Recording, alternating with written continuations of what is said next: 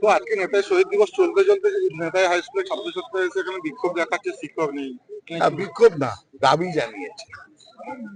নেতাজি স্কুলের যে পরিমাণ শিক্ষক থাকার কথা, এখন শিক্ষক সারা পশ্চিমবঙ্গে শিক্ষকের অপ্রতুলতা আছে, সেটা আপনারা জানেন। এটা নিয়ে বহু আলোচনা হয়েছে, বহু টিভি ডিবেট হয়েছে, সংবাদ মাধ্যমে বেরিয়েছে, এবং এটা একটা সত্য। ৬০-৭০ হাজার শিক্ষক কম আছে। সুতরাং সেটা ব্যবস্থাও চলছে, আদালতে অনেক রকম অর্ডার আছে, কিছু না হলেও আদালতে বোধহয় ১০০-১৫০ কেস আছে, আপনারা জানেন। আপনারা সাংবাদিক, আপনারাই সেগুলোকে কভার করেন বলেন।